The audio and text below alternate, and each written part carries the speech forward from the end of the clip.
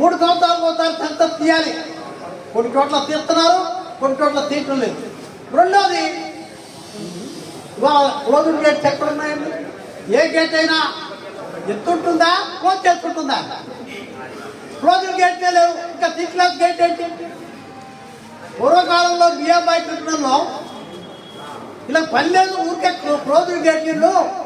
ఎప్పుడో 1 గంటకో 2 గంటకో వెహికల్ వస్తుంది, అప్పుడు గేట్ ఎత్తుతాడు. మొత్తం కలిపి 10 బండ్లు లేవు లైన్లో, గేట్ ఎత్తే అవసరమే లేదు, పని లేదు, ఆయన కూర్చుని ఉంటాడు అని చెప్పి ఆ రోజు 12 గంటలు పెట్టారు. ఇవాళ 12 గంటలు ఎందుకు పెట్టాలి? బండ్లు పెరిగినాయి, వెహికల్స్ పెరిగినాయి, క్లోజ్డ్ గేట్ కాదు. ఈ సీక్లాస్ అనేది లేదు ఇవాళ రైల్వేలో. అయితే బ్రిటిష్ వాళ్ళ నుంచి వచ్చాం మనం, బ్రిటిష్ వారసత్వం, బానిసత్వం అది ఇంకా మన రక్తంలో పోలా, స్వతంత్రం రాలా మన రక్తానికి, ఇంకా అడిగి పెరుగుతున్నాం. టైం వస్తుంది, 8 గంటల ఒక్క నిదానం కాదు, 6 గంటల ఒక్క నిదానం కావాలి. నిరుద్యోగులు పెరిగిపోతున్నారు.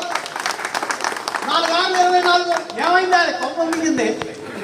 వేల కోట్ల రూపాయలు ఆదానికి అంబానికి దొబ్బ పెట్టే బదులు ట్యాక్స్ రాయితీలు ఇచ్చి 4 ఉద్యోగం ఇద్దరి కొంప మునిగిపోయిందా మోడీ గారు అని అడిగాము. మేము వెళ్ళాను, 10 మందిలో నేను ఉన్నాను. మన యూపీఎస్ తెచ్చిన 10 మందిలో యూపీఎస్ తెలుస్తున్నాను, దాని గురించి కూడా చెప్తాను. ఎందుకు చేస్తాం, ఏం చేయబోతున్నాం, యూపీఎస్లో ఏం మార్పులు వస్తాయి చాలా మందికి తెలియదు. కొన్ని రాజకీయ పక్షాలు ఉన్నాయి, వాళ్ళకి మోడీ గారు దిగిపోవాలి. మనకి మోడీ గారు ఉన్నా, నెహ్రూ గారు ఉన్నా, రాహుల్ గాంధీ ఉన్నా, చంద్రబాబు నాయుడు వచ్చినా, జగన్ వచ్చినా, ఎవరు వచ్చినా మనకే సంబంధం లేదు. మన హక్కు మనవి, మన పోరాటం మనది. వాళ్ళు ఎవరున్నారని కాదు, నాకేం కావాలో ఇవ్వు. వాడు జగన్ ఉన్నాడా, చంద్రబాబు నాయుడు ఉన్నాడా, రాహుల్ గాంధీ ఉన్నాడా, లేకపోతే మోడీ ఉన్నాడా, లేకపోతే పొద్దున ఇంకోళ్ళు వస్తాను, నిర్మలా సీతారామన్ వస్తే మాకు అవసరంలా. ఆ జెండాలతో మాకు అవసరంలా, మా జెండా ఎర్ర జెండా. ఆ విధంగా రేపు పోరాటం చేయాలి మనం.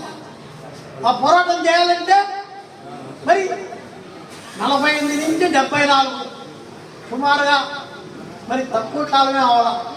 80 ఏళ్ళు ఆల్మోస్ట్ అవుతుంది. 80 ఏళ్లలో ఒక్కసారి కూడా సమ్మె చేయలేదే. జైల్లో కూడా ఎలా ఉంటుందో నువ్వు తెలియలేదే. ఉద్యోగం పోతే ఎలా ఉంటుందో నీకు తెలియదే. నేను పోరాటం చేస్తా అంటే నమ్మటానికి వెర్రివాళ్ళలాగా ఉన్నారు నా కార్మికులు.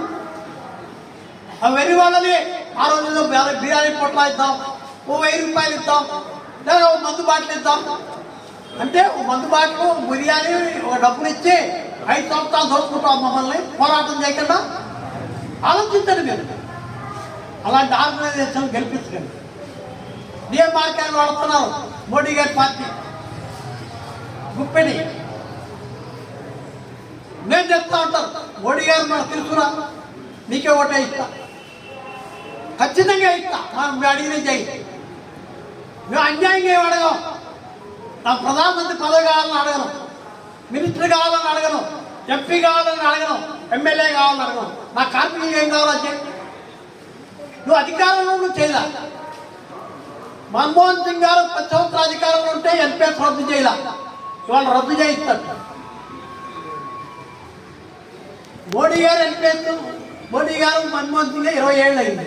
మనం జయించగలిగామా ఇన్ని పోరాటాలు చేసి?